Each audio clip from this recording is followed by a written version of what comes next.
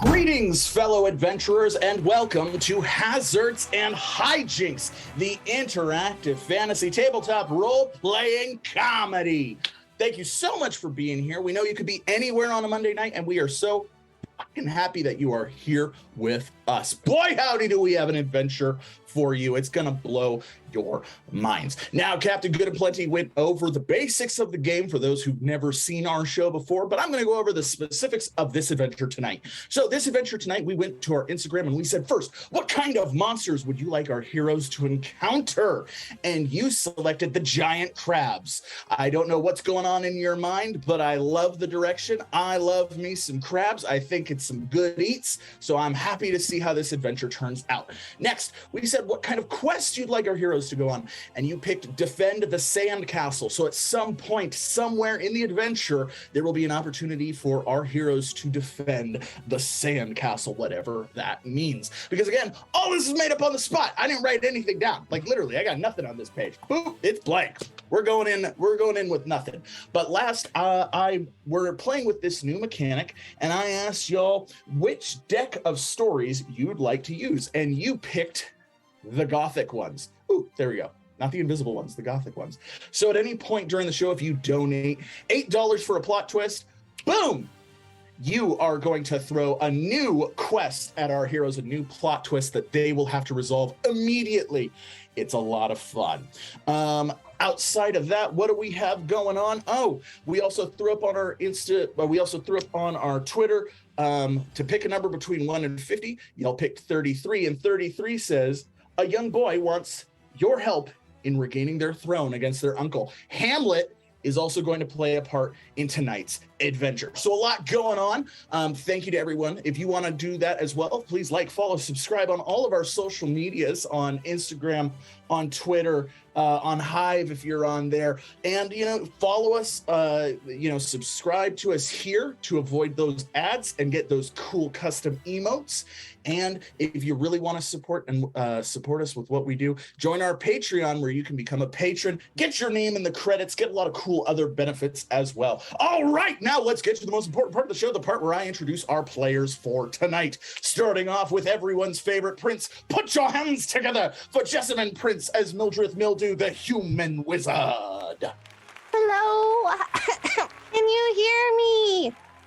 I can, yes. Okay, good. How have you enjoyed 2 weeks in the Underlands? It's dark and it's cold, but I've been finding little bits of scraps of paper, and I'm just trying to tape them together and put together a new notebook for all of my important scientific research that I am doing on necromancy down here. So, it's not quite as big as my old book, but it'll do. Oh, well, it sounds like you caught the black lung while you were down there. I hope you're dusty. It is very dusty down there. All right, up next, everyone's favorite DRR. Put your hands together for Daniel Ryan Romero as Fizzlewig the Fabulous, the human engineer. Fizz, what's going on down there? I was picking this scab on my... Hold on. I almost got it. Yeah, that's going to be 2 points of HP. Just inflicted 2 points of damage on yourself, my friend. That's... Okay. That's bleeding. Yeah, that's how that works. All right, that's why you have to roll a medicine check before you do that, buddy. Noted. Okay, all right. And finally, everyone's favorite Smitherman. Put your hands together for MC Smitherman as Dr. Jacked Son Wainwright, the Ripped, because he's got human arms. Gone are those robot arms. I got flesh skin, baby. Yes. It feels weird. Mm-hmm. That's the end of that sentence. That is the end of that sentence. We are all good. All right. Well, now that we got our motley crew of cool adventurers together, let's get the adventure started the way we always do, with a hearty huzzah, and join in with us. 3, 2, 1, huzzah! Huzzah! All right, let's start this adventure with Fizz. So, when we last saw Fizz, he had been picked up by a mutated Umber Hulk and dragged into a tunnel. The Umber Hulks can burrow through earth as easily as a fish can swim through water. So it just creates a tunnel that collapses behind it, leaving behind Jane Goodfield. And I don't even think Fizz was aware that Bubbles had been transported to hell, but that is not as important as the fact that Fizz is wrapped in the large chitinous arms of a giant beetle man who is just barreling down through the dirt. He jumps out into a large cavern and drops you down on the ground. Fizz, you're surrounded by black. It's completely, there's not a single light source in here. No bioluminescent fungi or phosphorescent rocks, nothing like that. Complete and absolute darkness. What do you do? Does it feel like I'm headed in a specific direction? If you were to, I mean, let's Would I be able to ascertain a cardinal north? Yes, you could. Are you trained in nature? Let me check. No. Yes, I didn't think you were.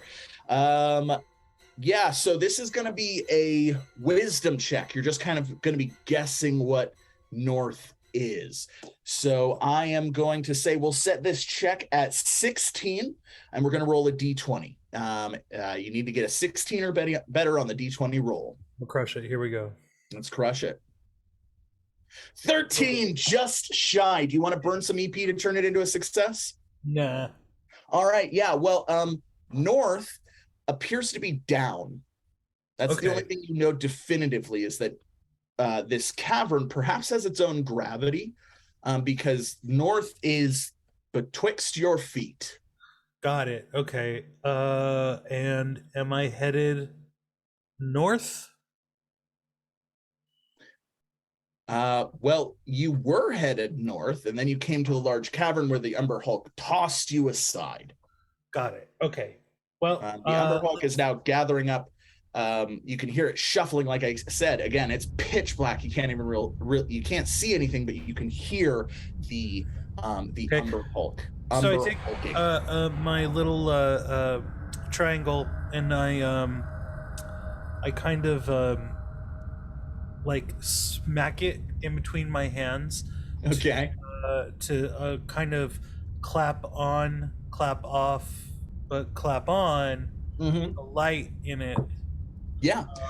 A soft light illuminates about 10 feet around you.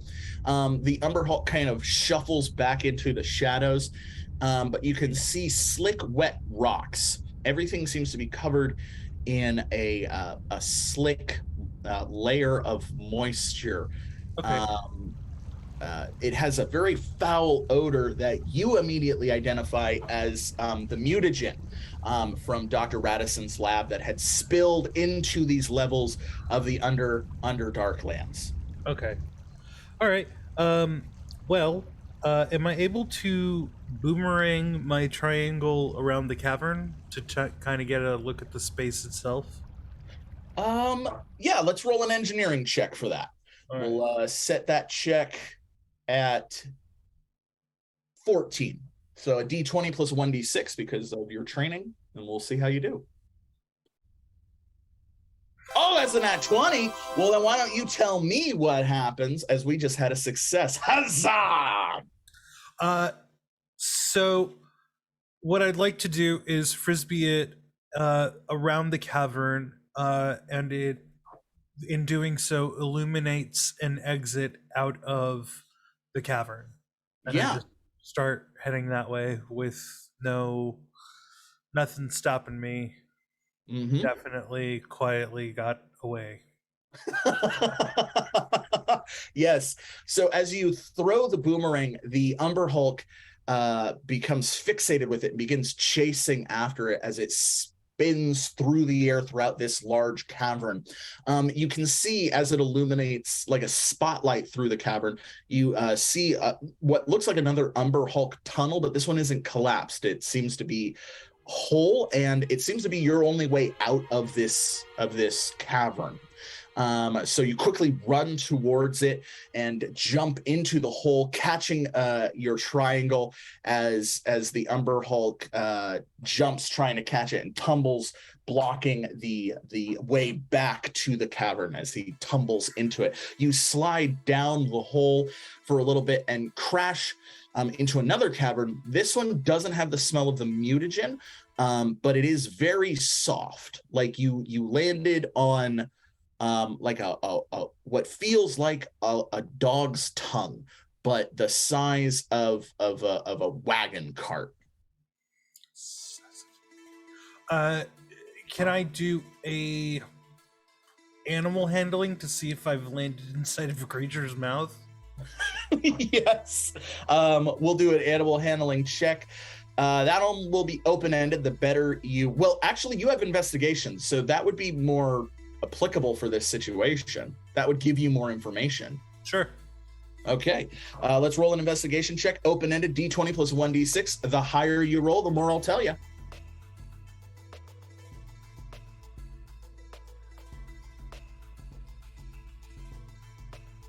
17. All right, so no, you are not in the mouth of anything.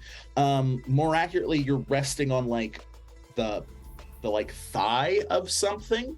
This room does have a faint bioluminescent glow. It's kind of a red glow. The more your eyes adjust to it, the more you can see around you. And this cavern is completely filled with what looks like a reclining, reposing, gibbering horror. Just a mass of flesh and teeth and eyes. It seems to be asleep. Despite you crashing into it pretty hard, you didn't wake it. Around in the center of this mass of tentacly, sinewy flesh, you see Mildreth, who you haven't seen in about 2 weeks, sitting wearing a cobble of just bits of old newspaper and cardboard and refuge of all kinds, right, made into a dress. And she seems to be organizing scraps of paper and trash and other things to conform some kind of book. It occurs at you at just this moment that you totally forgot to tell the cool adventurers that she had originally come with you, so no one knew she had been taken by this monster weeks ago. I'm pretty sure I mentioned it. But regardless, hey, Mildreth, how's it going? Do you have my book? Do I? I don't. That's what I just asked you. No, I don't think I do. Do you have my wand or my clothes? I mean, you look great. Did I tell you how great you look? You've never told me how great I look. Oh, well, let me count the ways. Yes. You look great. Oh. So let's keep going. Would you like to get out of here? Yes, I was. How did you get down here? I feel like that's a great path for us to head right on out of here. No, it's not. It's bad that way much. I scraped my elbow. It's bleeding still. You want me to help with that? I kind of deserve it. Okay. It's one of those. I kind of picked at it. It's a little bit my fault. All right. I would never heal you without your consent. I appreciate that. Yeah. From the top of the cavern through a large kind of abscess, you both hear a whistling, like it's a really bad whistling. It's like someone doesn't know how to whistle, but that's what you hear. You hear like a and Mildreth, you are somewhat familiar with this noise, as a small creature climbs out of the hole and drops down. He immediately bows at you. Hi, this is Rudolph. I made him, I want to say, about a week ago. There's some bones that I found. He's been keeping me company and helping me find fresh water. He Oh, vomits water into a bucket. thank you. He is Rudolph. so cute. Yeah. Ah, Thanks. I can't. Yeah. Can you make more? Can I have one? I mean, find me bones. Okay. Yeah. Let's get out of here first, shall we? Oh, okay. I mean, I'm sorry. Were you thirsty? Did you want to finish that? Well, I mean, yeah, but I feel like, I should share. It's No. polite. You're my guest. There was like a whole banquet upstairs. That's not important. Okay. Yeah. It's fine. Gosh, I know you said you didn't want me to heal you. You don't mind being a little hurt, right? No. I'm going to take that as consent and use drain life to gather some life force back. And so I have the strength to actually travel. All right, yeah. Give yourself 4 additional HP. So you are above your maximum. You have some temporary HP as you sucked the vitality out of Fizz. As the I see what you mean. Okay. As the two of you Thank you try so to- much. This is much better than Rudolph's bit. I'm glad. Yeah, Rudolph being an undead minion doesn't really have vitality, so Oh man. Yeah, definitely enjoy. So I'm assuming you feel better than I do now. Can you point the direction of where we were going? You know what? I think I feel like my faculties are a little bit better, and I've been studying the cave system based on echolocation. So, I think let's do an investigation check, voice in You the just sky. like the way. Oh, yeah. Let's do an investigation check. I'd like to help by lighting the way. Okay, yeah, let's roll an assist first. D20, we need an 11 or better to be helpful. 5, that's a hindrance. The light, it burns. It's Yes, so bright. Mildreth, you haven't seen light except for the pale red radiation of the flesh beast in a long time. So it immediately blinds you. That's going to hinder your investigation check. So we're going to set this check at 14, but your roll is just a D20. You lose your 1d6 bonus. 19. However, you are successful. As you've been looking through, you find you notice, well, actually some time ago you found loose rubble that connected to a shaft. However, given the state you were in, you were so weak you couldn't move it. But you're fairly confident that between the two of you, you can either siphon enough energy from him to move it yourself, or you can work together to try and move the rocks. That's entirely up to you. All right, Fizz, I think we've got a clear path through this rubble. We just got to move it aside. So go ahead, move it. Okay, yeah. Hey, no problem. Yeah. And to do that, I would like to build a explosive that is super overkill. Yeah. I'm going to say let's roll a D20 and you got to get 12 or better. Great. I'm specifically not assisting. I'm just like, we got this. It's probably 6. You can burn some EP to turn it into a success, or you can take the failure. Let's burn some EP. Okay, yes, burning 4 EP, you successfully build your incendiary device. You nestle it between the rocks, you turn it on, and it begins producing a lo-fi subsonic frequency that vibrates the rocks so intensely that they just kind of dissolve into sand, removing the impediments to your passage. You can now see, and you smell salt and brine, and wherever this cave goes, wherever this shaft goes, you can definitely tell it's connected to water, particularly oceanic water in some way.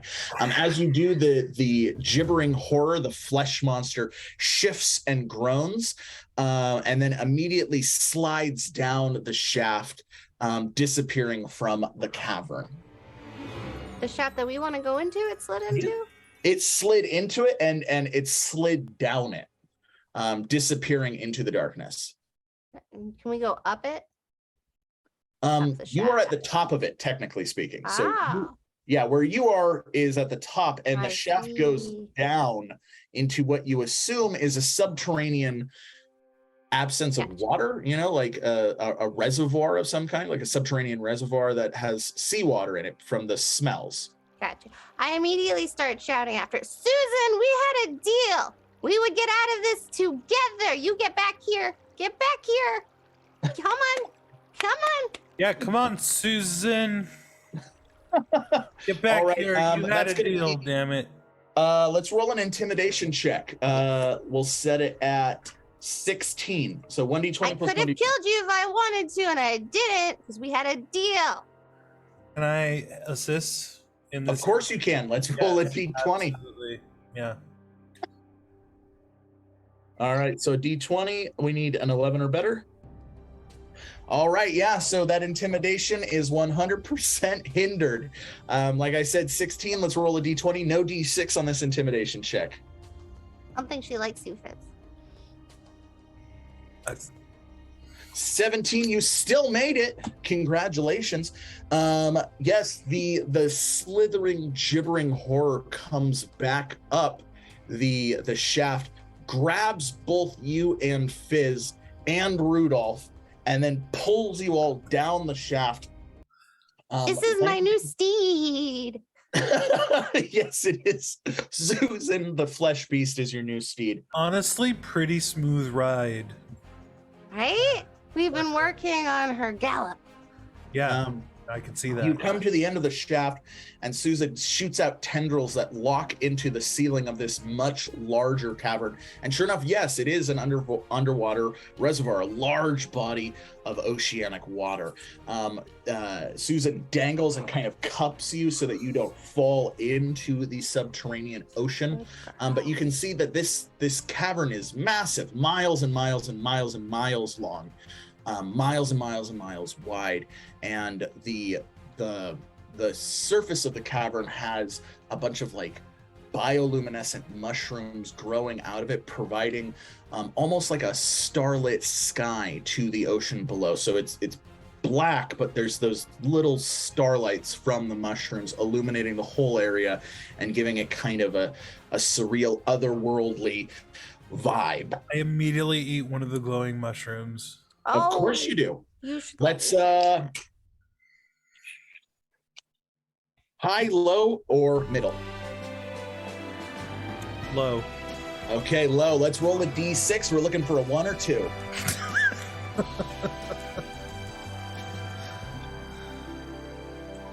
Six. That is definitely high. Yeah. Or is it low?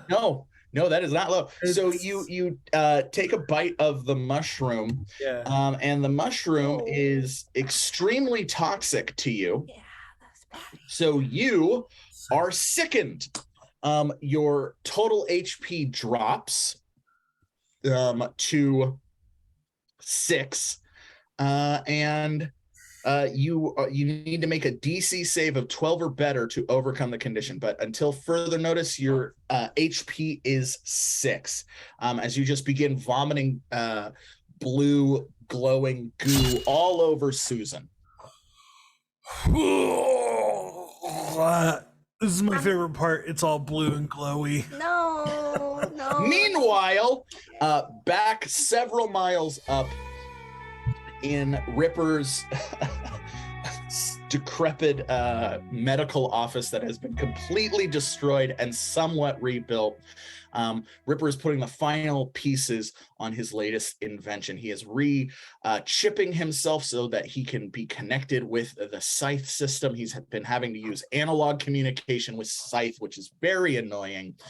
As the chip moves towards his brain, it locks in, and Scythe's voice comes in. Dr. Wainwright, it is good to be connected with you once again. There you are, buddy. Good to hear you in my head again. Makes me feel like I'm crazy. Real deserving of that mad scientist. Wonderful. Would you like to continue the efforts to reconstruct the office, would you like to go to the Broken Tankard Tavern, perhaps to accept a quest? Or would you like to check on the cleanup status that you assigned to Fizz and Bubbles? Yeah, let's God, everything's still such a mess. As much as I love a drink and a bit of rest, God has cursed me for my hubris and my work is never finished. So let's see if these things work. And I've designed these sort of like, because my eyes are now squishy and boring, because they just let me see things instead of see everything and target all the stuff. It's so limiting to have biological components. Exactly. It's ridiculous. I don't know how anybody lives like this. But I got these AR glasses, so hopefully they connected. Do I have to roll an Sure enough, engineering you check? see a schematic of your office in its pristine condition.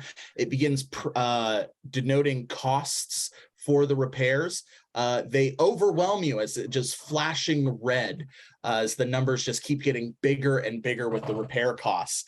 Scythe also brings up the repair costs for his security unit, which is just, you don't remember spending that much to build the damn thing. But it also comes up with a status report of all of the chipped cool adventurers. Now, remember, most of them are not aware that they've been chipped, and the few that were aware dug their chips out. So you're somewhat in the process of putting chips back in some of the people. It's for their own good. I mean, Yeah, that's have you met them? They're idiots. But one of them that comes up is well, Bubbles, who you recently chipped, is not anywhere.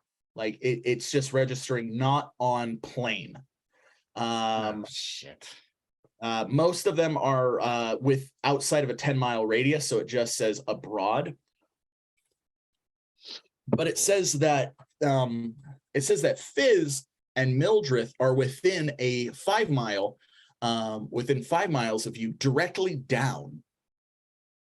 What? I thought we cleared out the underground 2 weeks ago. Yeah, that is what Fizz had promised you, but now it looks like that is not the case. Why is Mildreth down there? Mildreth wasn't tasked with that. I thought she was at school. Maybe she is at school underground. I don't know what to tell you. All right. Well,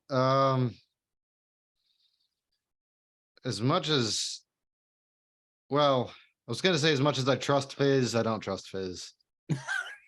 That's wise. No one should trust Fizz. So given how much I do trust him, which is about as far as I can kick him with flesh legs, I'm going to go test out some new equipment and micromanage.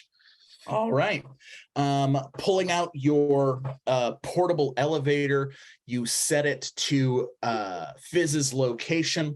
Stepping inside, the elevator begins boring down into the earth. However, we got our first plot twist of the night. Thank you very much, audience. We got our first plot twist of the night, so I'm going to grab a plot twist.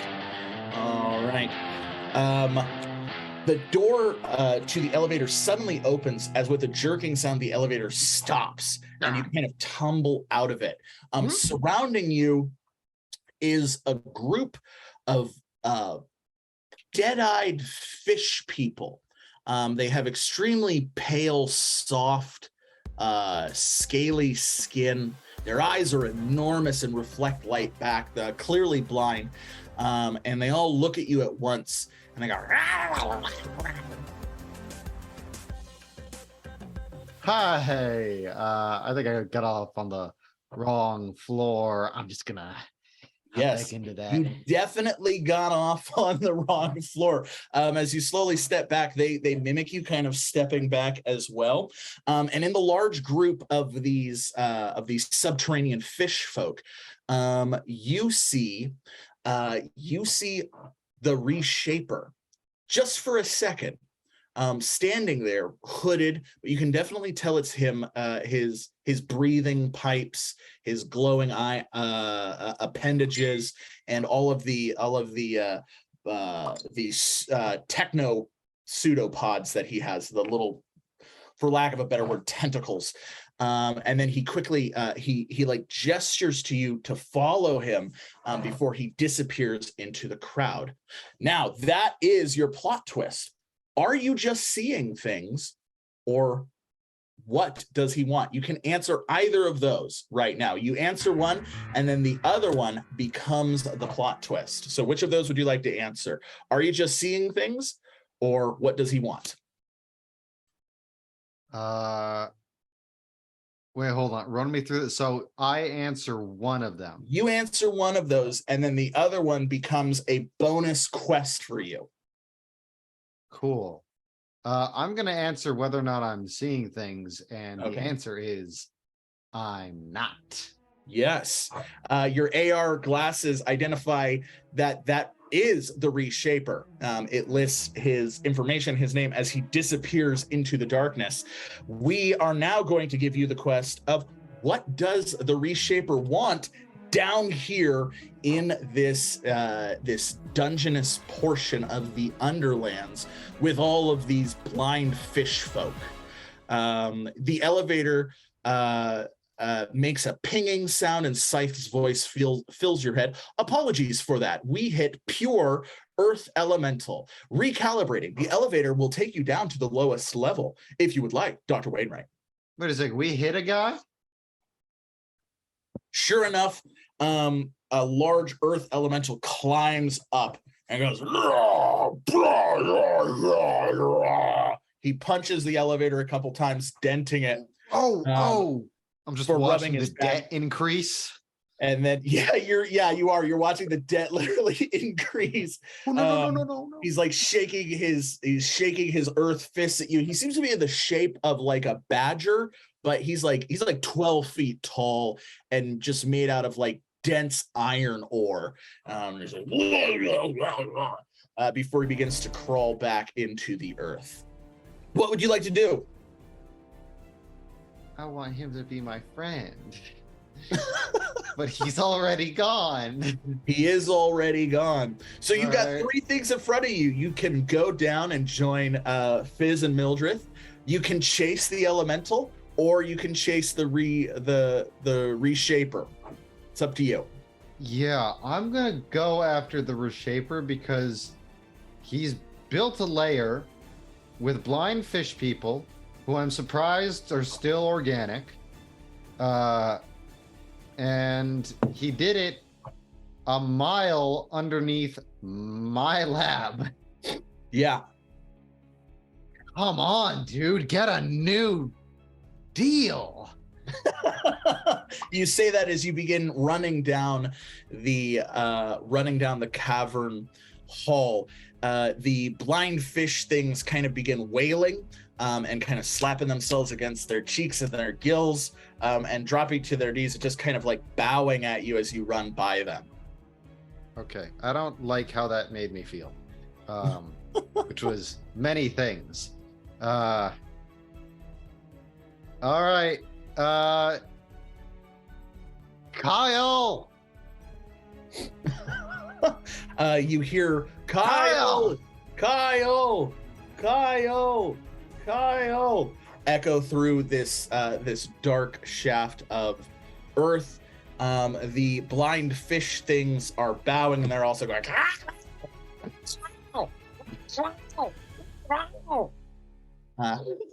What would you like to do? If he doesn't respond, I'd roll my eyes. Reshaper. A loud, booming, mechanical voice fills the cavern. I had not anticipated you finding me so soon, Jackson.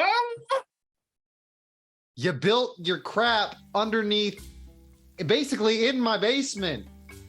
What do you mean you didn't expect me to find you? I was down. I did not shape this cavern. This was done by the slow calculations of terra firma itself. But I wouldn't imagine someone as reckless as you to notice the distinctions between that which naturally forms and that which has been shaped or reshaped. This is what you failed to understand about the path of iron, my old friend. I adopted the path of iron to a reasonable degree, and I taught you all the shit you know, man. Limbs that I sense on your body. Oh, these were forced on me by Radisson. You know that freak. Yeah, he is a freak. Yeah, he took away all my, neural links and cybernetics and stuff. And so now I'm walking around with these wibblies. Condolences, old friend. We have exchanged pleasantries, and now I will get to the point. You will leave my subterranean laboratory's entrance, or I will be forced to take administrative actions, and you will not like that, Jackson. How about you move to a different part of the underground that's not underneath where all of my friends live? Oh, I'm so sorry. I cannot acquiesce to those terms. Negotiations are done. Negotiations. You hear the sound of a as the speakers go off. Cool. Scythe, you track the origin. That was enough time for you to track the origin of the signal? Of course it was. Following this shaft, approximately 1/4 of a mile will take you to a large metal structure.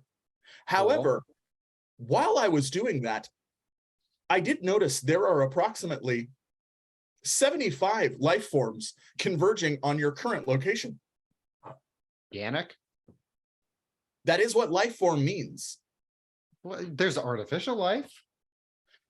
True, but I have not been programmed to weigh the heavy moral implications of the fact that I might be a life form and synthetic. All right, well, apparently you need therapy as well. We all need therapy. That's the lesson of being a cool adventurer. Would you like me to do anything about those 75 organic life forms converging on your location? Yeah, are they more of these blind fish things?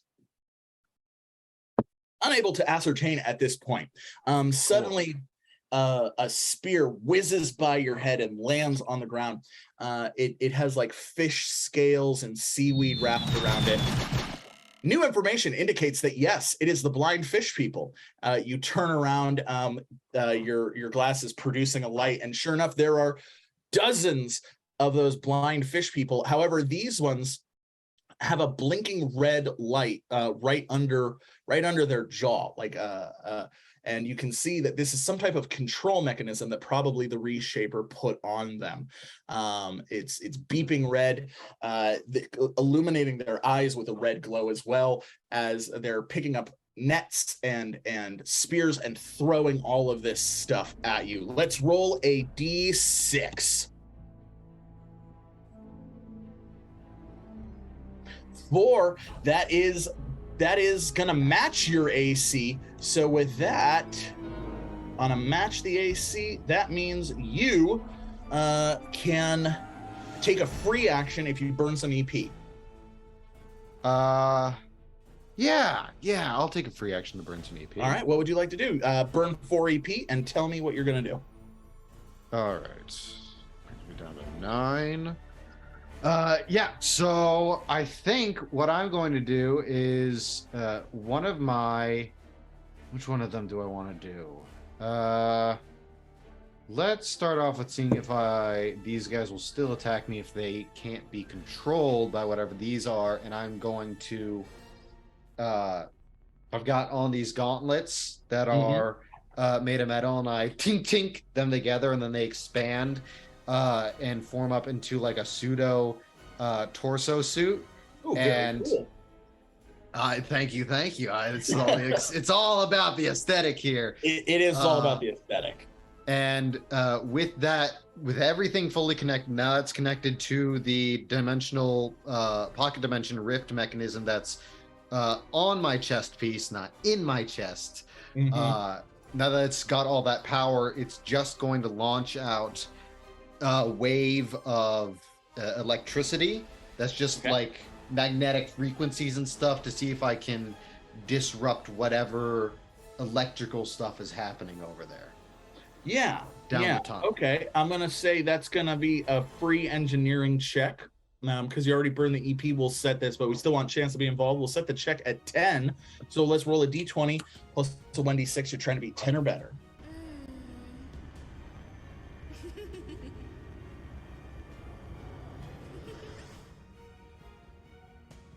A dirty 20. All right. Yes, you definitely hit it. The electric current shoots forth from your hands. It strikes the horde of flying fish folk. The light turns off under their jaw, and they all kind of passively look at each other. They all kind of look towards you, and then kind of blindly extending out their hands until they touch you, and then all of them begin picking you up and carrying you the other direction, back where they were coming, away from the Reshaper's lab. But hey, no, put me down. You're all so clammy. They're kind of like lifting you, like one of them jumps up and puts like a large fish on your head, like an octopus. I'm just like, is it alive? To cover your eyes. It's almost like it's almost like an honorific thing, because as soon as the thing like attaches to your head, all of them begin cheering even louder. Two of the tentacles from this squid squirm into your ear. It goes, unknown organic life form attempting to... Oh, that's my friend.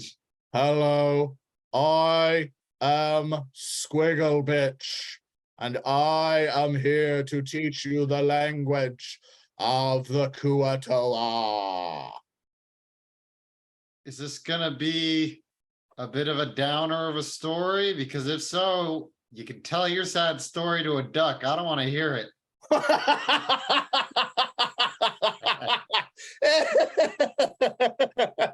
Oh, there is no story, surface dweller, but you have freed us from the tyranny of the metal man. Yeah. Do not resist the tentacles. It's so gross. It is quite gross. As you slowly, your resistance to Giggle Bitch slowly wanes, you can hear the fish folk going, rah, rah. You can start hearing them go, savior, savior, champion, champion, metal man good, metal man good. And that seems to be what they've been chanting this whole time. Great, cool. Stop it. You don't say stop it. You go to say stop it, and kind of like, yeah, Giggle Bitch like shoots tentacles out of your mouth, and you go, and they stop. So you can now communicate with the Koatoa. Koatoa are fish folk, and these ones seem to be a subterranean variation. They all stop, they all drop you, and they What? You champion, what? We must go. Your city, be free. How's, oh God. Has the Reshaper done this to more of your people? And if so, is that where we're going? Yes, good metal man. Man of metal and flesh. You are foretold. You will free our brothers. Sounds like a plan to me. They pick you up again and begin carrying how many of you know how to fight? They all put you down. We know how to throw spears and nets. But we do have big-ass crabs. Big crab? Hell yeah, let's get some of the big crabs. Yeah, all right, let's go. They pick you up again. Meanwhile, back at the surface of the subterranean ocean's cave, the ceiling of the cave, the Mildreth and Fizz is still vomiting, and he's vomiting so much that you can now see, like, if you were to look out on the water, like if there was a boat out there or something, you would see what at first you would think would be a falling star, but it's actually just him just as like glowy vomit just slowly plummets down into the massive ocean. You would think it'd be done by now. No, There's nothing in there. Oh well, there's plenty of mushroom. It's growing inside of you. Oh, this was funny the first 98 times. That is how most things go. You're helping me a lot with my notes on the species of fungi. Like, I knew that it was going to be poisonous. I've studied it a little bit. If you had just taken a second to ask me, I would have told you this is a bad idea. But I did not think that the effects would last this long. It's very All right. As that's going on, you hear chittering along the ceiling, and using Fizz's magic triangle, you illuminate the area and you see two large, enormous giant crabs clinging to the ceiling upside down, and on each of their backs, strapped in seats to them, are blind fish folk with spears. They growl and hiss at you as the giant crabs begin pinching at Susan, causing Susan to shudder and lash out as well. Why does this always happen to me? Excuse us. No, what is your?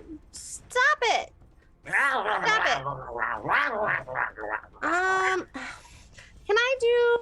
I would like to do an Arcana check to see if maybe I remember an incantation to have universal communication abilities. Yes, of course. We'll set this at. It'll be open-ended. The higher you roll, the more you'll learn. So let's roll. You get 1d6 bonus because of the trained skill. However, you don't get the additional one because you don't have your wand right now. So didn't bring it. 1d20 plus 1d6. I'm still really sorry. Thank you. 21, yes. You call the words of magic, and for a brief moment, your wand materializes in front of you, and as you go to reach for it, it dissipates again. With that, the spell is cast, and you can now understand these fish creatures.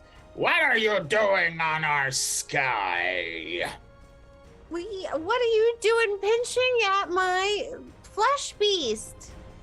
This is the prophesied flesh god to take care of the bad metal man. We will take it back to our kingdom. Okay, but don't pinch it. Like, if you wanted to help you, you should be friendly. This is friendly. It's not friendly. Susan doesn't like it. Maybe you didn't understand that. I'm telling you now. Susan shoots a bone spur out at one of the fish folks, stabbing it in the chest. Okay? See, she doesn't like it. So don't do that anymore, and we'll be fine. We're trying to find our way to the surface. So, like, if you can help me and my very sick friend here get to the surface, I'm sure Susan would be happy to help you in whatever prophecies need taken care of. What? Very well. We will take you to the surface. Come. They throw nets on all of you. This is not friendly. It is very friendly. These are our friendly nets. These are your nets of friendship. When the nets latch onto you, you swing out of Susan and are just kind of hanging in the air as these crabs climb along the ceiling. Susan shuffles and follows behind you, trying to attack the crabs, but again, their armor is so thick that she can't get a good grasp on them, and they just seem to be ignoring her or kind of using you to lure her down. After a few minutes, they crawl onto what you can assume is like the side of this cavern, and then down to a sandy atoll, a body of sand built in this. There's a sand castle at the far end of this atoll, but you're at the near end, nearest to the wall. And they undo the bags and they drop you out. They go, Welcome to the surface. Here, this surface of water is good. We meant the more surface, the part with sunlight. Have you guys know sunlight? I've heard of it in storybooks and songs. Been down here for 2 weeks, and I remember what sunlight is. I hope you keep throwing up. Anyways, That's what I mean. You are the flesh god's master. Yes. Yeah. We have brought you to surface, fill our agreement. You now help our prince. You did not bring me to the surface. This is not the surface. You clearly were having some communication issues. I'm willing to look past that. In exchange, I will meet with your prince. I'm not making any promises, but I will meet with him, and he will have a chance to meet, the flesh like creature and also Susan. Very well. They throw another net around you, hop back on their crabs, and the crabs drag you across the sand towards the sand castle. Come on, Susan. Let's go. Susan kind of shuffles over, but reacts violently to the water. Like if water splashes it, like it's like acidic to Susan. So like shrieks away from the water and kind of like stays just at the far end of the atoll as you enter the palace. The sandcastle is relatively small. I mean, you've never seen a structure made out of sand this big before, but its walls are extremely thick. So the inside of it is actually like no bigger than like a tavern hall, like maybe 12 feet by 9 feet, a relatively small thing, considering the outside looked like it was, 36 feet across. It looked like it was much larger on the outside than on the inside.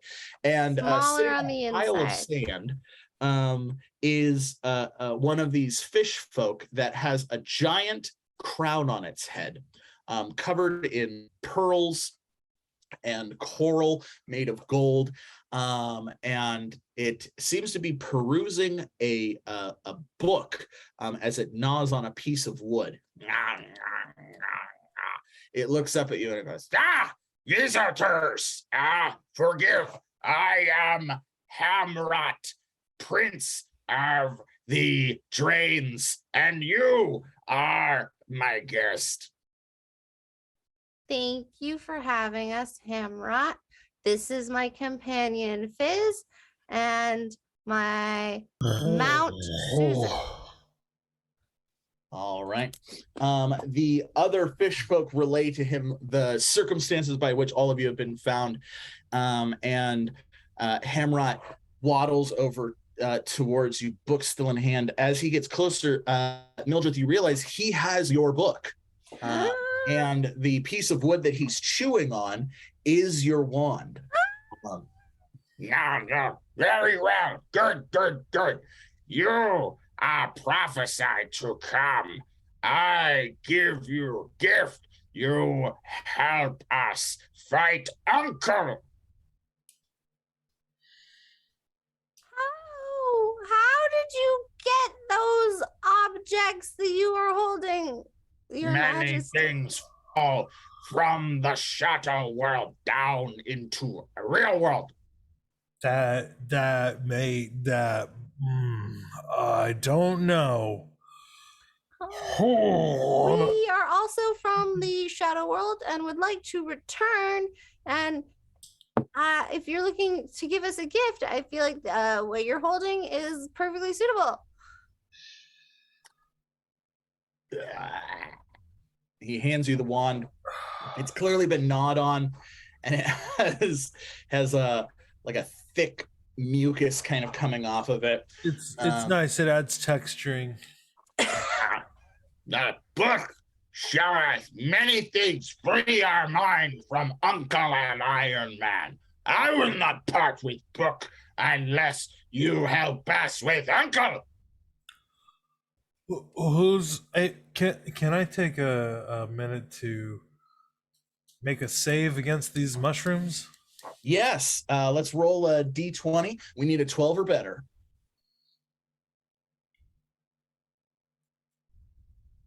Oh no, you can burn some EP, or you can continue to suffer. Let's burn some EP. All right, burning 4 EP, you manage to vomit out the last of it. Kind of like sticks in your throat as you vomit up a large mass of mushrooms that seem to have been growing in your stomach. They quickly scurry off with like a whimpering sound, like, and then like jump into the water. Life stage, okay. I don't know what that was, and I was not prepared for that. All right. Who's Uncle? What is... Okay, I'm just gonna sit here for a minute. Hamrot grabs Fizz by the shoulder and turns him over to a large mural made of sandstone. In this mural... what was that? I said, please don't crab handle me. Bravo, good stuff. Give yourself 2 EP or 2 HP, your choice. I'll take 2 EP, thank you. All right. He shows both of you this mural depicting one of these fish people wearing the crown. Behind him is a smaller fish person who looks very similar to Hamrot. Like it has his distinct frilling and his distinct kind of coloration pattern of grays and whites. Across is another figure who looks like a fish person, but he has giant mechanical claws attached to his shoulders. And behind him is a large robed figure who you can identify as... This must be the metal man they were talking about. It doesn't look like Dr. Radisson, but it does look like another crazy engineer. That would be your closest assumption. And from this, Hamrot goes, That Claudius fight Hamrot for Kingdom of Drains, but kill Hamrot Senior. He dared steal my mama to make new eggs, but I will have revenge. Yeah, man. Okay. oh, we got another plot twist from the audience, so I'm going to read that off. Thank you very much, audience. Let's go. All right.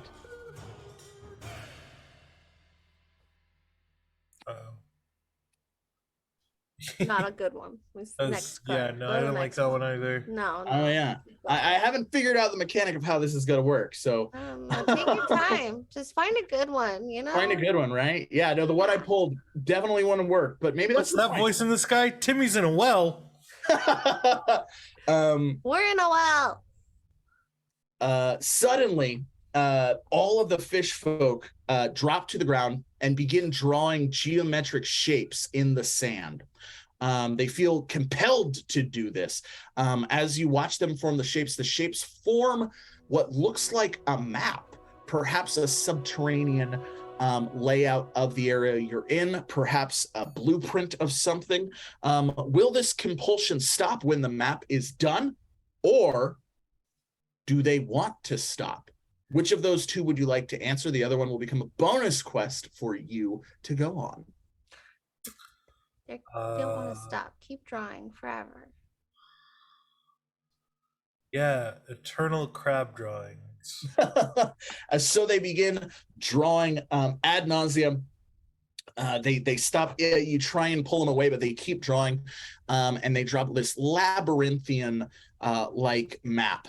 But in it, they write, and it's interesting because they write this in Vulgar rather than in whatever their language is. They write it in a language that you can read. They write out Ripper with an arrow. They write out Reshaper with an arrow, and they write out Claw DS and put an arrow there. And you realize that this is a map of the general area. Suddenly, Hamrot like drops down, and from his mouth, a billowing smoke comes out, and it takes the form of an older looking fish person with an ethereal crown. And it goes, "Oh, I am the ghost of Hamrot. I have given you this power. My son and his people have been struck with stupidity, and they have been reduced to this vile state. You prophesied, Queen of Flesh. You will join the mad scientist and the vomiting fool to take down my murderer and free my people from the oppression of the Iron Man. Do this, and I shall give you riches beyond your wildest imaginings and take you to the land of shadows." Yeah, for sure. We got it, buddy. Don't worry about it. We'll take care of that. Yep. Cool. And then like just drops and disappears. The other fish people get back up, and you hear a loud commotion coming from outside as an army of fish people seem to be emerging from the water. They seem to be holding something right above the water as they're swimming through, and they're emerging onto the atoll. And you see that this is Ripper, who has like a squid on his head and tentacles coming out of his mouth. And they kind of toss him. They toss him in front of the palace as all of you exit. And well, I mean, I just, while everyone's on the ground and so obsessed with these drawings, maybe I'll just kind of lean over and grab that book of mine, maybe. Yeah. Can I help out with this by making a very, very dramatic entrance with like fireworks and flips and stuff? Yes, I will allow that. Let's roll the assist first. We need an 11 or better. You get a 2. That's a nat 20. So why don't you tell me what happens?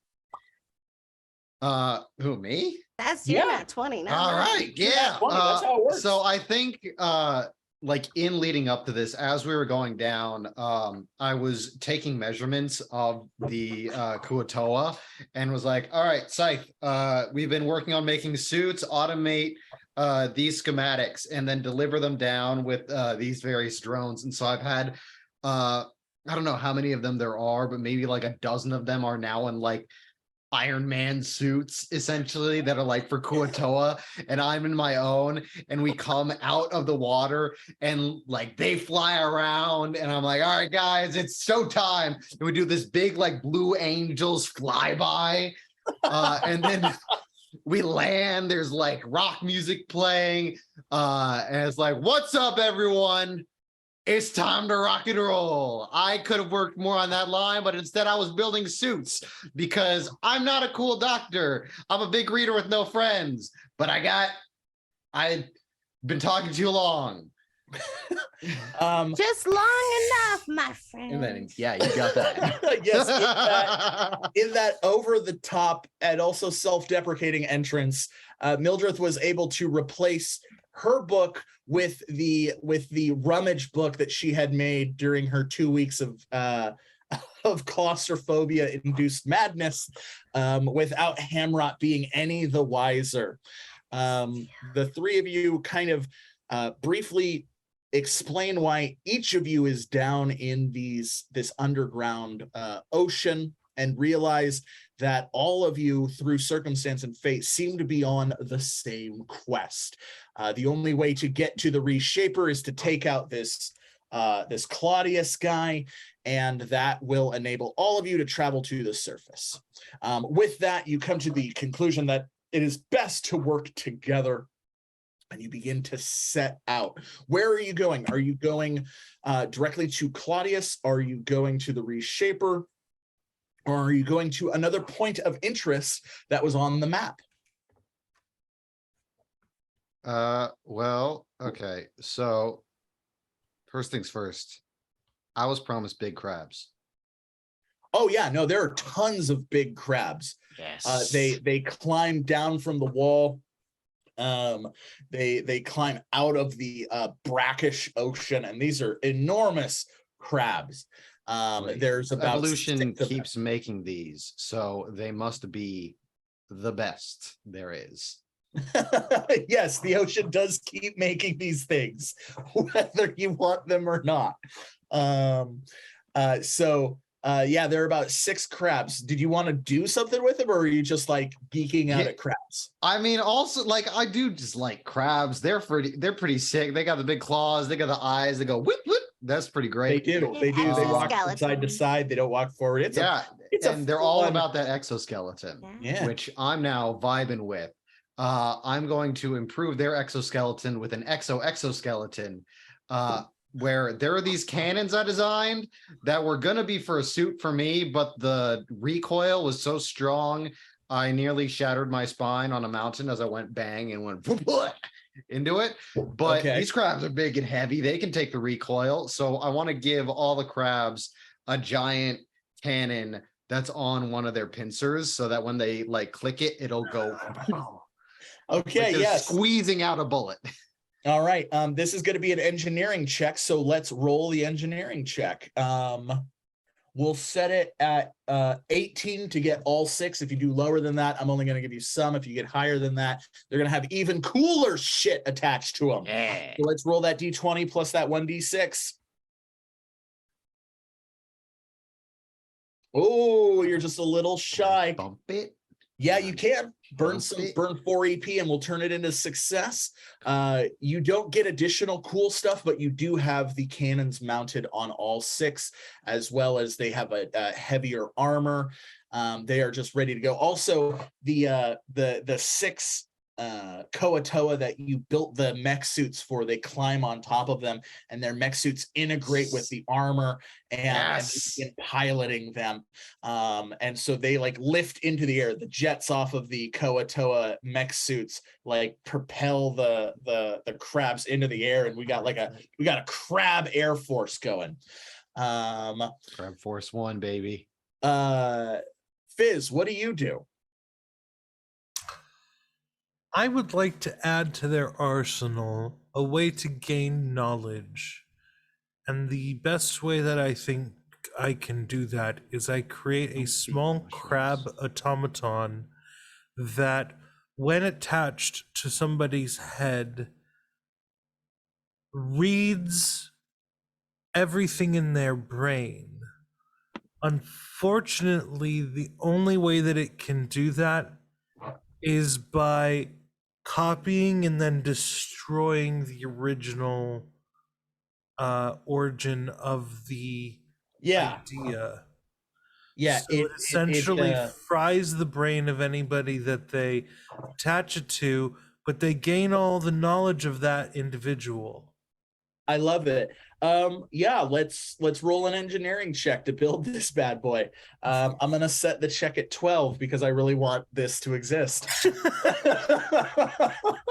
So let's roll a D20 plus a 1D6.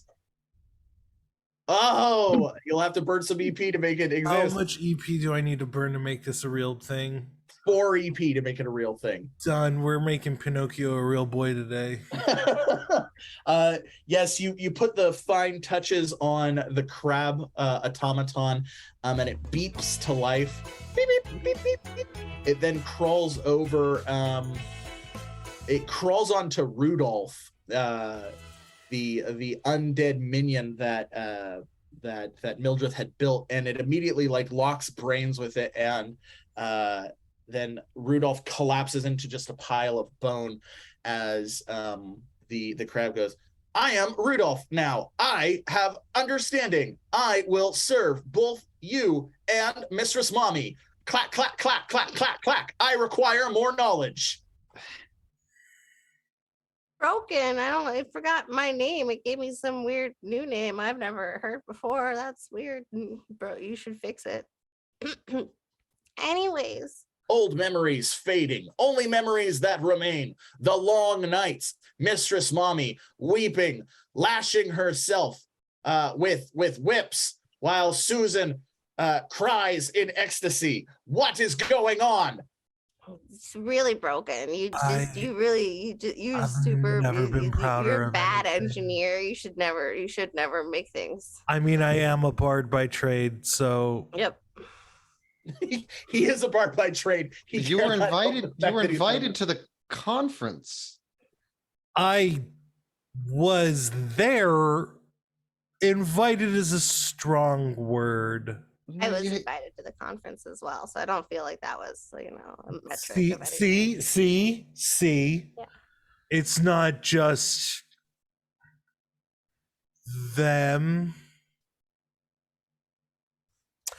Ow. All right, Ripper, I'm going to say odd or even. Even. All right, let's roll a d4.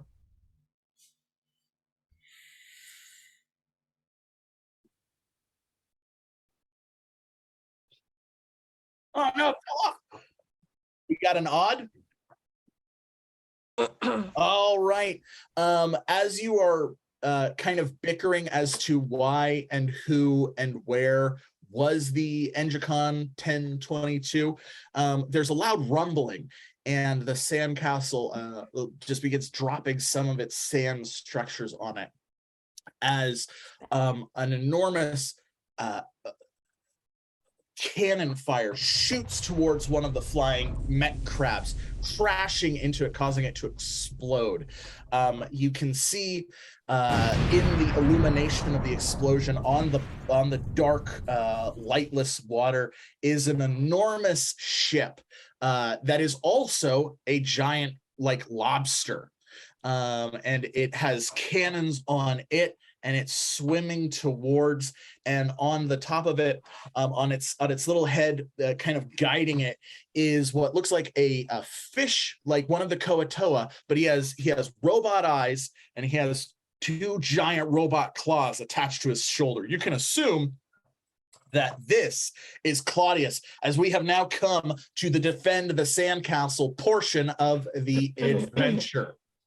The siege has begun as more crabs erupt from the water, as well as like cybernetic Koatoa.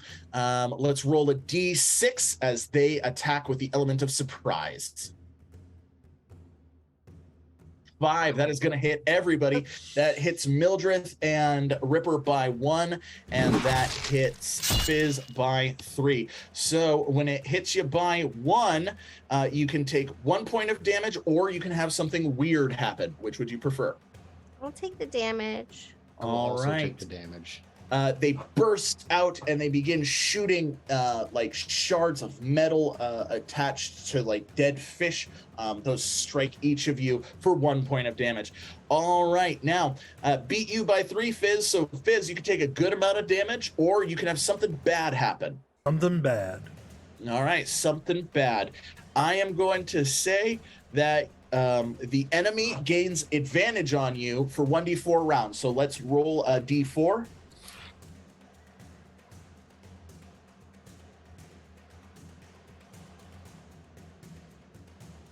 All right, so for the next round, all of the enemies have advantage on you. That would make it, first up would be Ripper. Ripper, what would you like to do?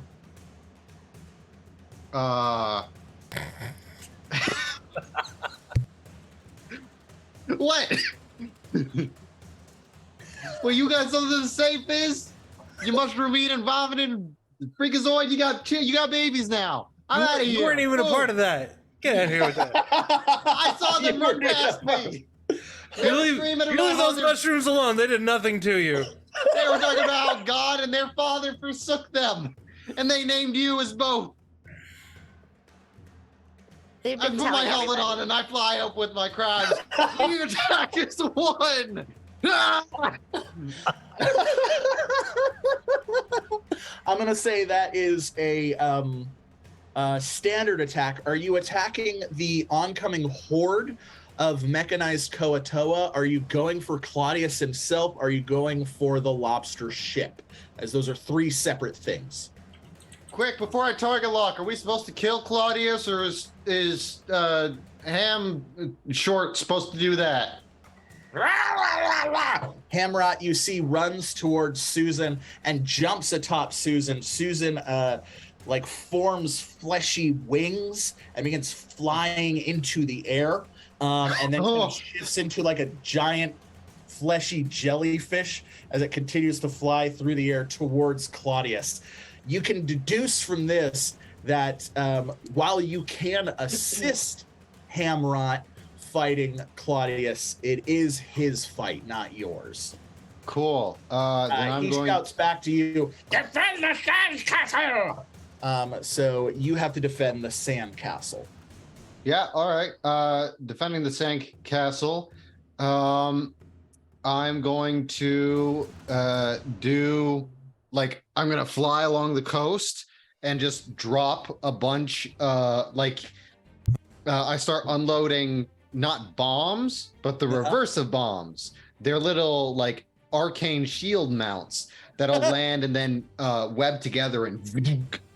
Okay, yes. That is not going to be a standard attack. I'm going to say what you're doing now is an engineering check, so we'll roll. Well, no, technically you're using your upgrade abilities, so let's roll a d20. Yeah. You need a 12 or better.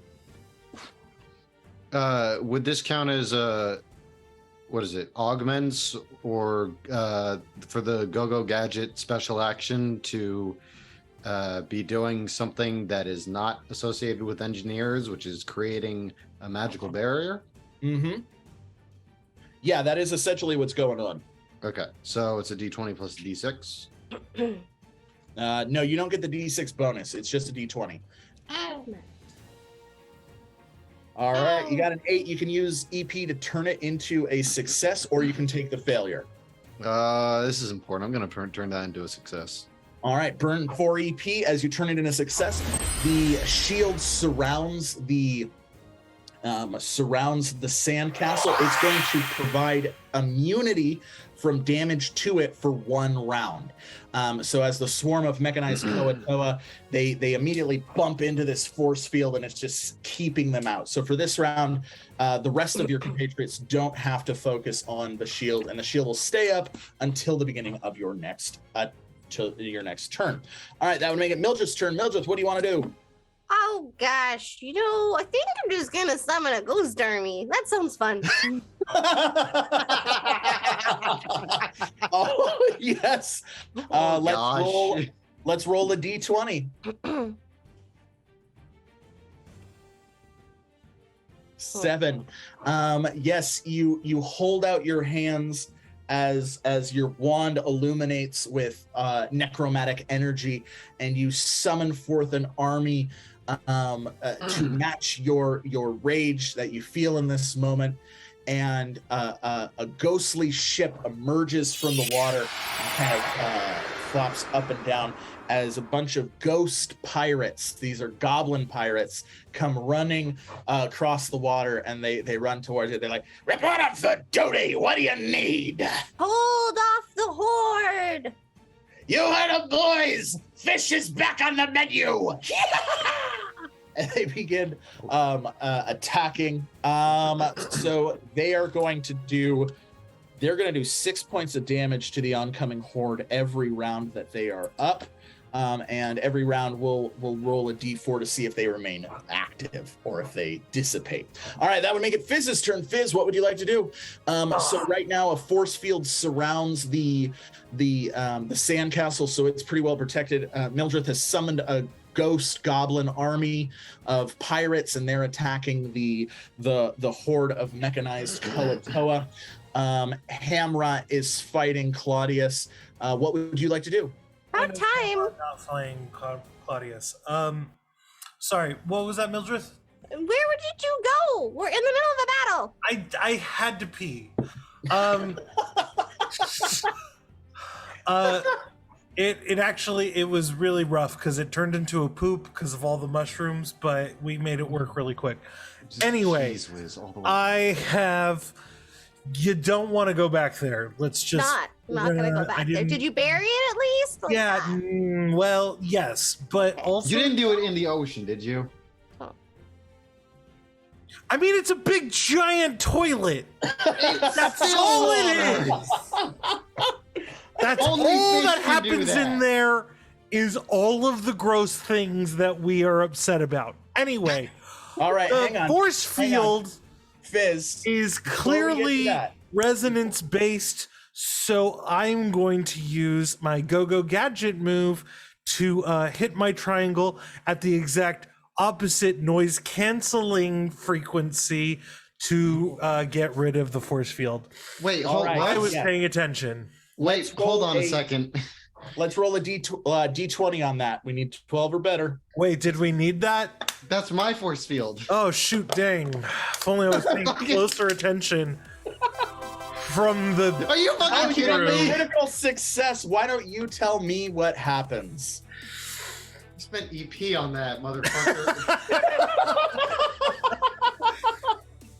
You know what's really great about it is I didn't. I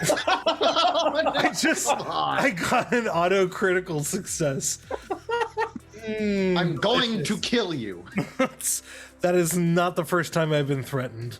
It's a Tuesday for me. Okay, so Thought it was Monday. what that accidentally does in a very successful fashion is creates an entire zone devoid of sound and air movement for the next roll of 1d4. Let's roll that 1d4. You just tell the ghost in the sky to roll dice. I mean, I love it. I love it. 3. All right. Oh, Yeah. cool. So for More the next often. 3 rounds, Happens in complete silence. yeah, we are silenced if you are within. Because it begins projecting it out from the force field. So the whole atoll, anything outside of it, is completely silenced. So that's gonna be fun. Quietest massacre that ever happened. And as he said, air is somehow also being repelled out of this area. So we're going to roll a constitution check at the start of each of your turns, so that you can see if you're holding your breath or taking suffocating damage. That would make it the Horde's turn. The Horde is going to roll. Are they gonna 1D take suffocating damage? We're gonna roll 2d6 They for have them. gills. And give me each of the results, independent of each other. Okay, all right. So the 1 is for the group. That is a crit fumble. So we'll be right back for that. But the 4 that's their advantage against Fizz, which beats you by 2. So Fizz, you can take a fair amount of damage, or you can have something kind of bad happen. Kind of bad. Okay, yeah. That advantage is going to extend for another round. So, all right. And because of the sound throwing them off, because they're blind, they're relying off of sound to hear. They're completely immobilized in this moment, which means That's Mildred, right. It's all coming together. it's all coming together, guys. This was organized. This wasn't missed. This wasn't thrown together out of pure panic for somebody that went to the bathroom. That is now officially going to be like a Hazards and Hijinks thing. If someone has to go to the restroom, like their character went to the restroom, like that's Yeah, what this man middle like launch an attack, explosion goes off. Oh, that goes reminds me. That into reminds the me. There was something I ocean. was going to do with that. Fizz, odd or even, 1d4. Even. All right, let's roll. 3, that is odd, yes. So as you did use the big toilet, which is where your mushroom children were floating in, we're going to have some fun in They went through the full. All right, you know what? On They round deserve it. 3. On round 3, reverse something Clemming fun's going to happen. Yeah. They went up the butt. No, hold on. They went All up right. your butt back inside you. That's gonna make it. That's gonna make it Claudius's turn. Mildreth, you're in control of Susan, so this one's on you. High, low, or middle? Middle. All right, let's roll that d6. We're looking for a 3 or 4. 5. Unfortunately, it looks like Claudius and his mechanical lobster have the advantage on Hamrot and Susan right now. Not Susan. It grabs use Susan some with EP its big to help pincers and Susan? throws her into the water, which is causing her to have an acidic reaction. She screams out in pain as Hamrot leaps off of her and tries to stab his uncle with a spear. That would make it Ripper's turn. Ripper, what would you like to do? Fizz fully took down my force field. He did. Yes, the force field has just dropped down. However, it's still reverberating that sound, so the silence will last some time. But the force field is no longer functioning as a force. He did that with that little triangle he carries everywhere, right? Yes, he did. Yeah. So that's like a really powerful object. Like its vibrations do crazy things. Yeah, it would appear that way. Yeah. That's a lie. The voice you can't say anything because everything's silent because your triangle made it all quiet. But I could sign it to you. But I don't speak sign language. Because then I would just be really offensively signing. Yes. I kick back in the air and back towards Fizz. Okay. You don't fuck with my technology when I'm experimenting because I got some wacky resonant stuff of my own that I was debating whether or not to use that or the electrical wave that I did earlier. So I grab Fizz's triangle in my flyby. Okay. Hook it up to this thing that I call a CRA, which is a crazy resonance amplifier. All right. Or no, we're the Cool Adventures. It's a cool resonance amplifier. There you go. A cool resonance amplifier. Do that. I fly over to Claudius and slap this thing onto the back of his head, strap it there, and then hit go. And what I'm trying to make it do is a power attack by using the crazy resonance properties of this triangle and the amplifier to just vibrate his skull so much that he loses control of his faculties. All right, let's roll. So then Hamrock can just fully stab him without. Yeah, let's roll a d20, and you're trying to beat 7. Or I'm sorry, you're trying to beat 12 right now. 19. Yes, you successfully pull off that whole maneuver. You attach the device to him. It's not going to go off yet. There's a little bit of a delay. That would make it Mildred's turn. Mildred, what would you like to do? I would like to do something helpful and productive. Okay. Let's call it a power attack, but I'm gonna summon that ghost of the guy who wants revenge and put him into the body of his nephew. Oh. He will be attacking through his nephew as a power attack. I love it. I love it. All right. Yeah. Okay. Let's roll a Arcana check, and we'll set this at 16. I have my wand again, so you do have your wand again, so that gives you a 2d6 bonus. Yes. All right. Let's roll. And will that attack get any boosts because I'm trying to immobilize Claudius? It probably will. 22. I'm going to say that's a success. So you conjure the spirit of King Hamrot, and he inhabits his son, Prince Hamrot, filling him with energy. The stupefying that the machine man had put on all of the Koatoa is no longer on Hamrot, and he kind of like he loses his slunched position, and he's kind of standing up straight, and he's like, "Ha ha! Thou art to be defeated, treacherous cousin and brother. I shall spill the blood of my kin this day. Have at thee! Wahaha!" That would make it the Horde's turn. Wait, do I get to do a power attack? Yes, the power attack is going to be applied at the end. Okay. Because when I technically do what it, you're doing is helping. You were helping Hamrot. Yeah. So that's going to apply at the end. Okay. It'll all When make it's sense. his turn, that makes When sense. it's his turn, yeah. And am I just is this a construct or monstrosities that we're dealing with here? Or no.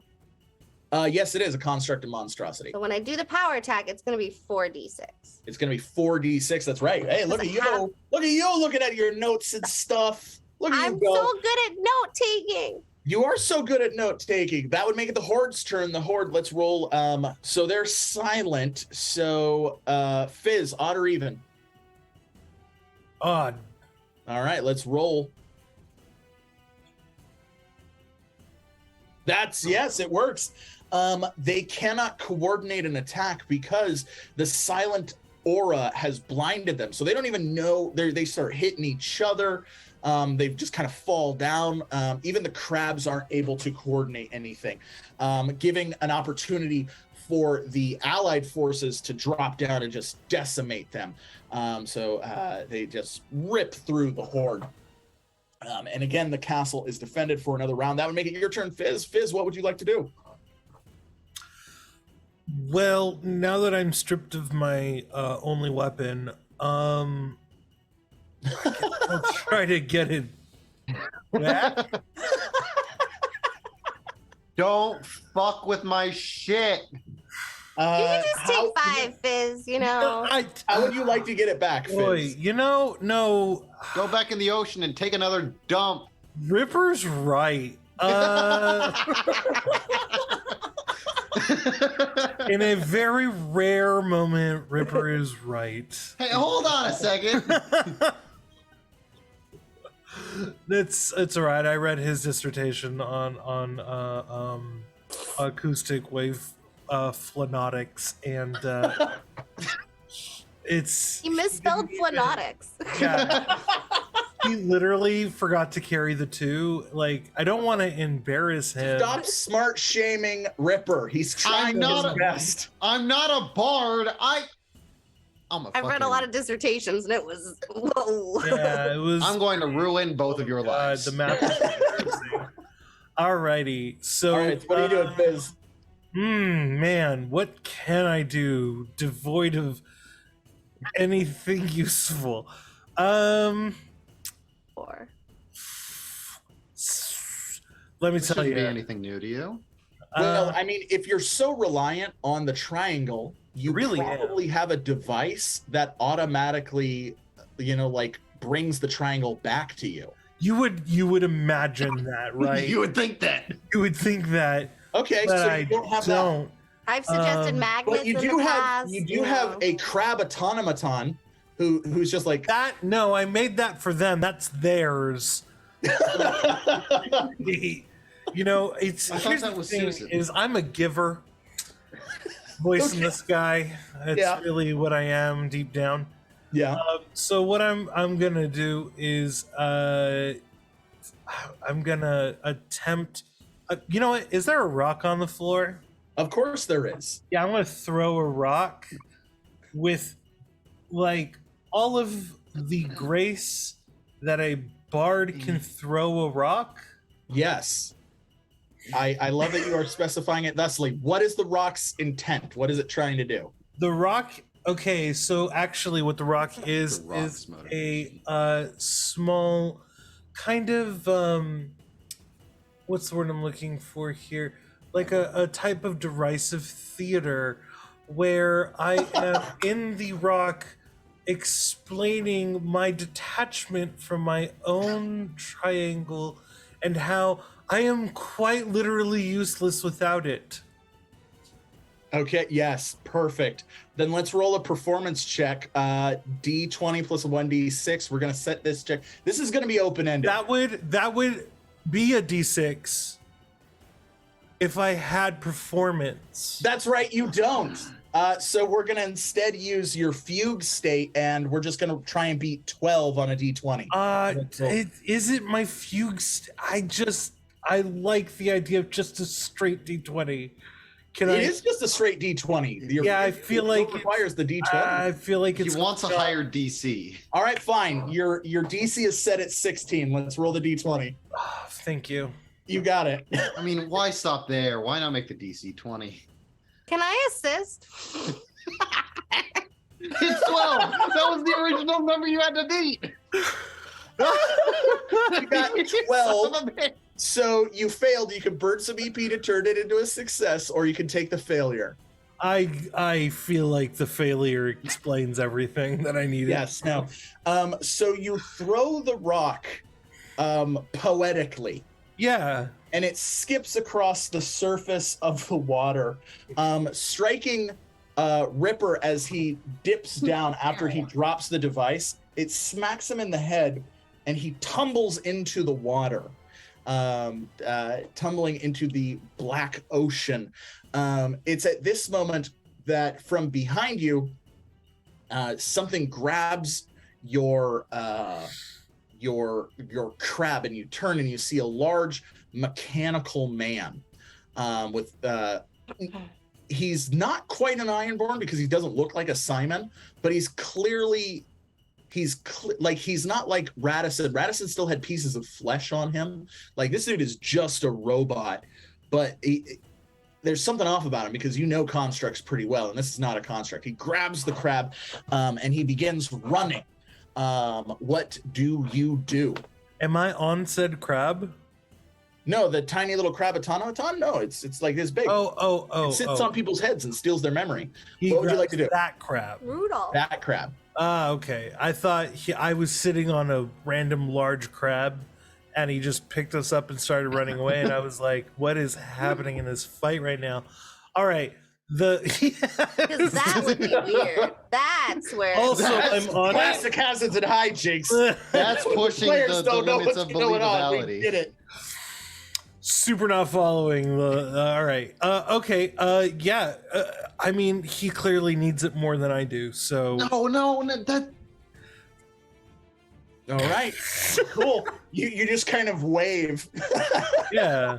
That would just make a quiet thought to myself of just, must really need that. All right. that would make it Hamrot's turn. So Ripper, odd or even? Odd. All right, let's roll that D4.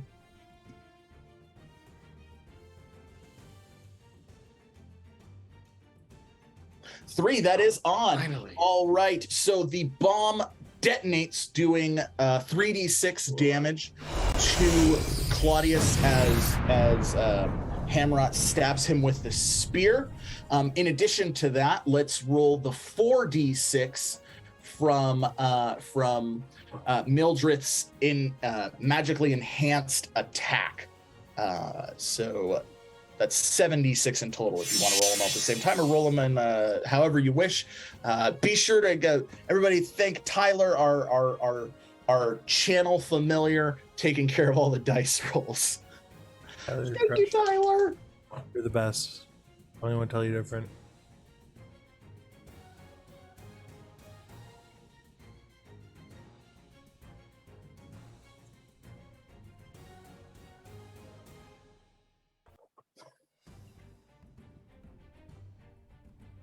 $19 damage. All right, yes. The explosive force rips the mechanical claws off of Claudius. He tumbles down as Hamrot stabs him in the gut with a spear.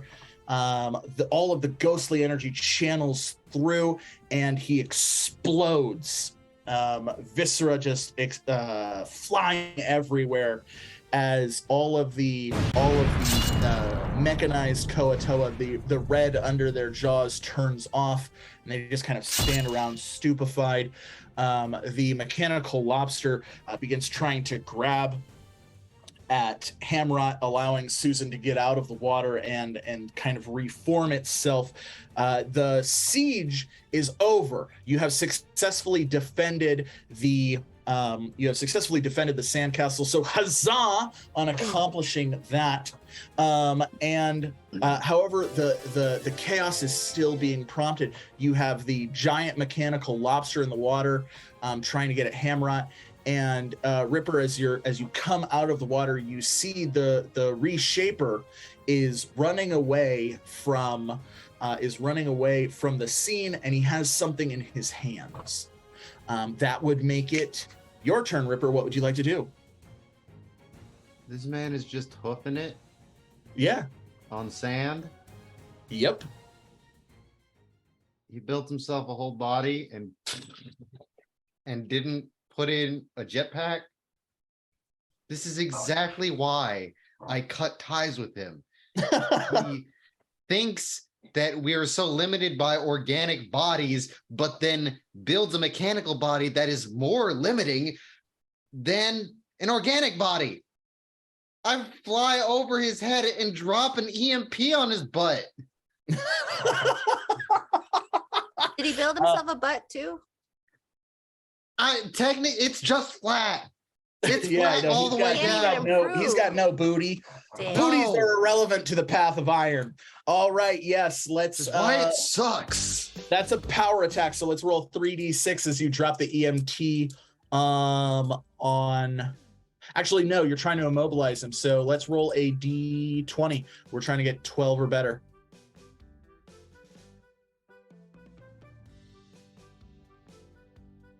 $15. You drop the EMT. It attaches itself to his non-existent ass, and it goes off, and he just drops like a statue, just poof, dropping onto the ground. Right. It is now that we are at round 3. So Mildreth, what would you like to do? You see that Point of order. Ripper is flying over to the metal man. There's still the giant robotic lobster. What would you like to do? Quick point of order. I always Round 3 honor is when someone you who's said- raised their hand. Round 3 is when you said. I'll get to it. Shit. Okay. I'll get Just to wanted it. to make sure. But that's what fizzes up. Okay. Cool. Yeah. So I feel like there's the castle has been defended. The bad guy has been killed. Like, I have honored my agreement that I made. So I'm gonna just, whistle for Susan and see if I can find the exit and kind of like do a defensive situation here. Okay. Odd or even? Even. Even. Let's roll that d4. 3. That is an odd. So you go to whistle to contact Susan, Can I but you are EP? still in the field of silence, which, as you know, lasts for 3 rounds. So it lasts until the end of Fizz's turn. Sure. So Can I EP myself a shield or something? You can take a I know defend something action. bad is coming, and yeah, I you just can don't take want a any part of defend it. action. Yeah, I'm taking the Just defend don't want any action. part of it. Yeah. You take a defend action. If there's any damage to the party, you will be immune to that damage because of your defensive position. You kind of crawl into a sand hole and just bury yourself in sand. I'm surrounded by idiots. It's not gonna go well. I'm gonna make my little All right. sand Yes. cave. At the start of Fizz's turn, there is a large shaking as enormous mushrooms erupt out of the atoll, destroying the sandcastle, ripping the atoll apart. It just begins sinking into the water as an enormous, monstrous construct, like a fungi golem, a mushroom golem, emerges out of the water. Papa, I need more poo. And it slams its fist down into the water. Fizz, what do you do? Not again.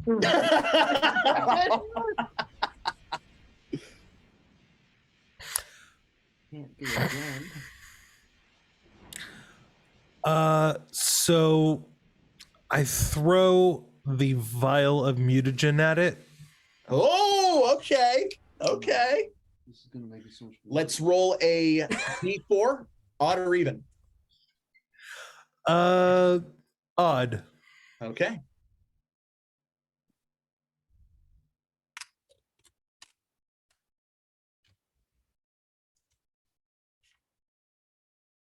Ooh, that's an even.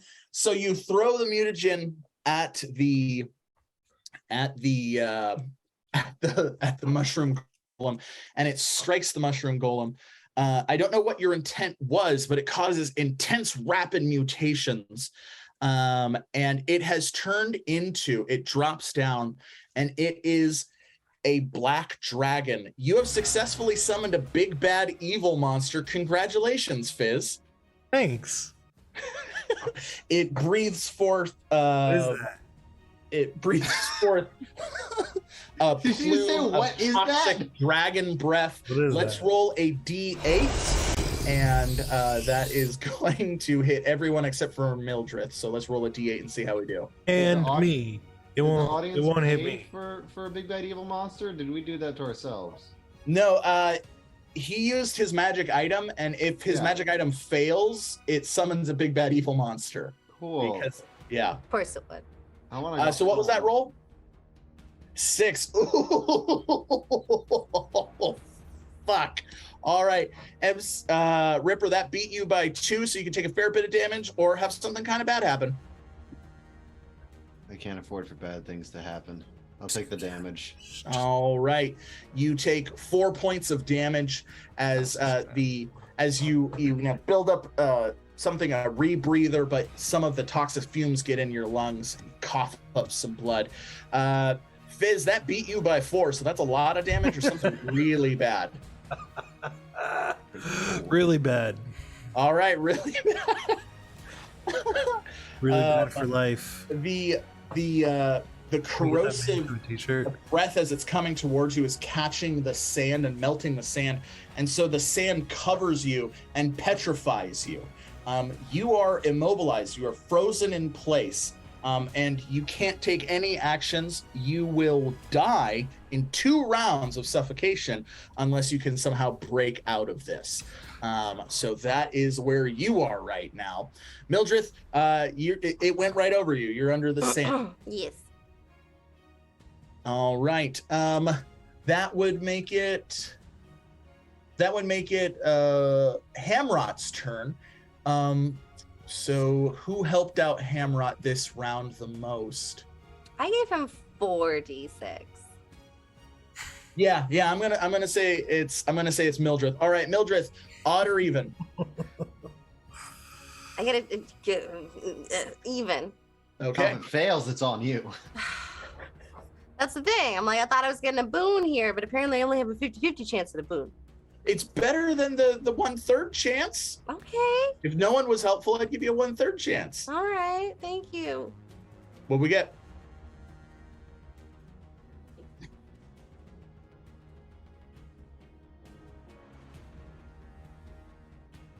D4.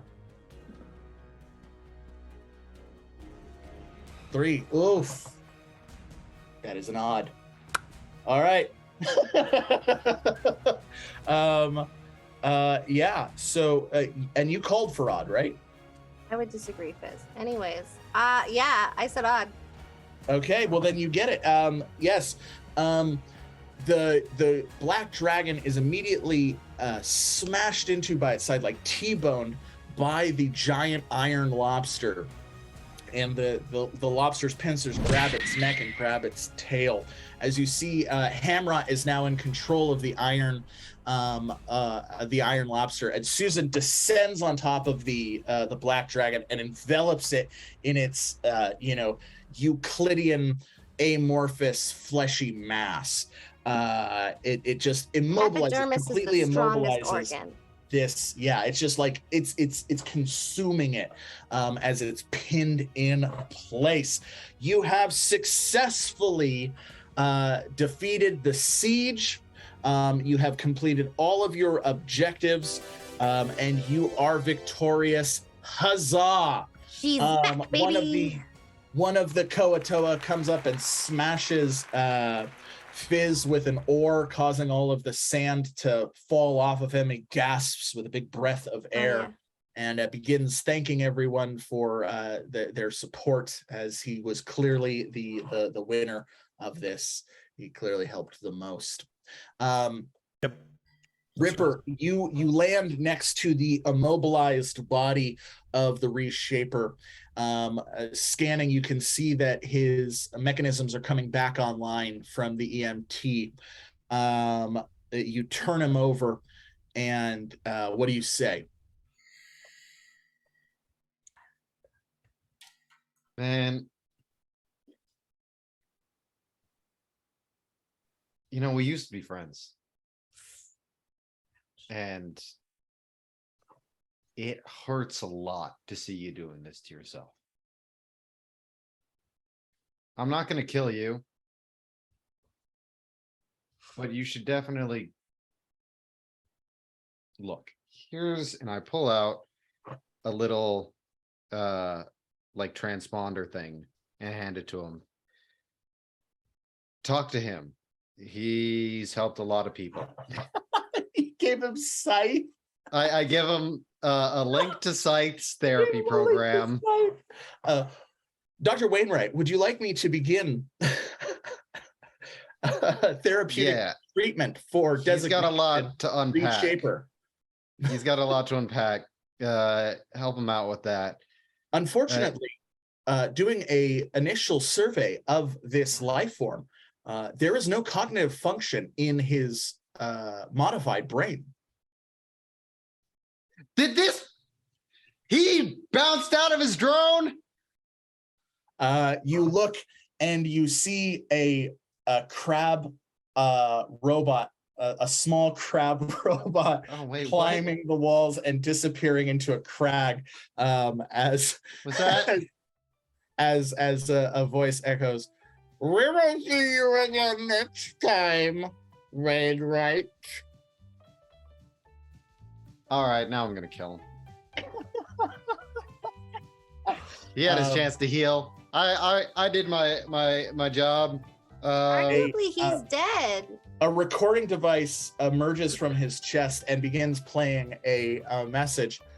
I was able to analyze the stupid crab machine immediately and recognized that it would replace my organic functions with totally synthetic. Now I have ascended that much closer to the path of iron. You cannot stop me. I am playing 12-level chess, and you, Wainwright, are playing checkers.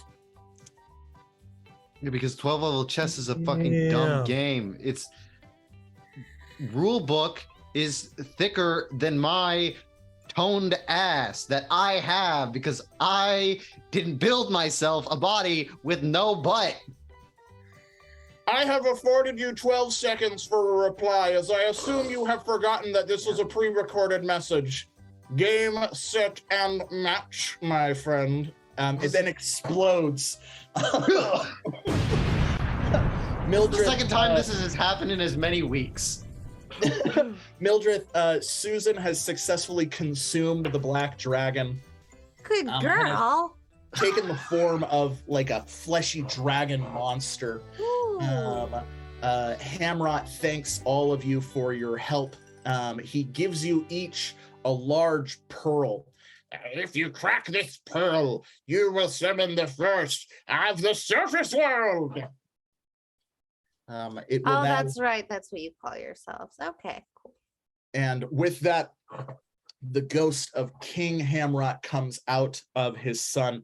I will lead you now to the land of shadows. Ascend with me, strangers. I got an elevator. I would like to take the elevator. You're I not will allowed in my ride elevator. Susan. All right, so Mildreth mounts Susan and flies into the cavern to a small shaft, disappearing from sight. Mildreth, you notice as you see the soft glow of the sun through this shaft, this cavernous shaft, the ghost of King Hamrot dissipates. His unfinished business done, he's finally able to cross on as you emerge triumphantly a few yards just outside of Oakvale, to the horror of everyone who now sees an enormous fleshy dragon just appear out of nowhere. However, no one came looking for me. We thought you were studying abroad. Meanwhile, I found you. Meanwhile, back at the wreckage of the sandcastle, Fizz and Ripper thank their allies and make their way back to Ripper's elevator. Ripper is talking about how he's put seats in and it's will be such a quick trip and it won't be gross like some big fleshy monster. But as you two arrive at it, you see it's been completely smashed, and your AR visuals flood with all of the damage as a giant earth elemental with an Umber Hulk atop it are just smashing the shit out of this thing. The earth elemental looks at you and goes, as hey, dude, come on! I'm in so much debt already, and I don't even know who I'm in debt to. I make all of this stuff. Who is Ripper in debt to? What is the relationship between this Umber Hulk and Fizz? Will Fizz turn more of his butt children into draconic monsters?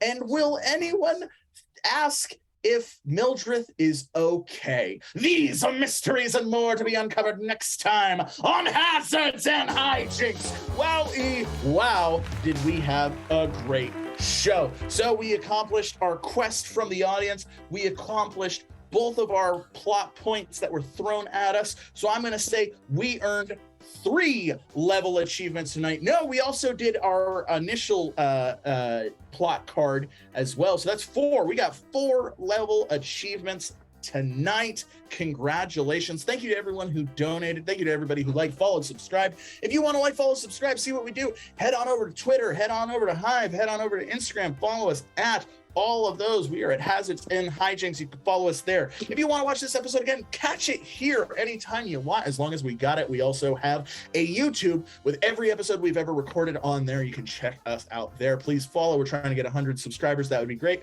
Also, if you really want to support us even more than you already have, follow us on subscribe to be a patron on our Patreon. That'd be really, really cool. The more patrons we have, the better this stream becomes, because we do this for you, by you, because we love you. But I'm not going to end the show with a pitch for your money. No, I will end with a pitch for your heart. So join in me as this adventure comes to an end in a hearty huzzah. 3, 2, 1, huzzah! Huzzah! All right, now let's raid Total Party Chill. That's who we're raiding tonight. Let's raid them.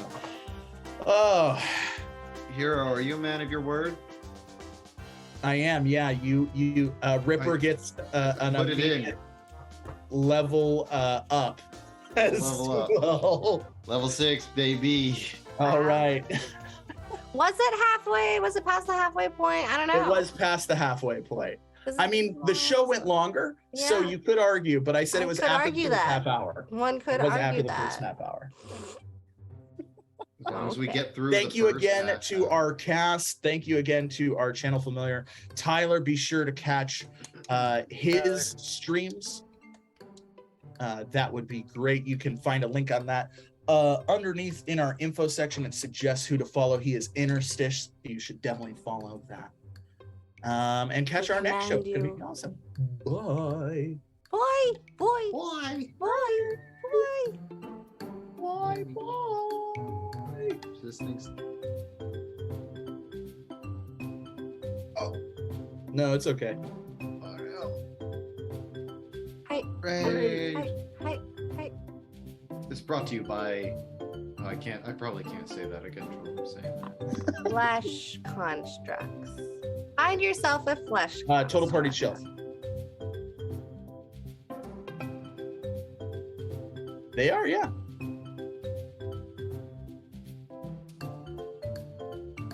It's a good name. Total party chill. I I like know, it is a great name. These people in the TTRPG space are so creative. They're so good. But we're the most creative. That is a fact. That is a proven fact. Yes. Look it up on Wikipedia. You look up most creative, it's us. Yeah. Most creative in a very specific genre. Yeah, Very niche. Very niche accomplishment. Streaming on Twitch. All right.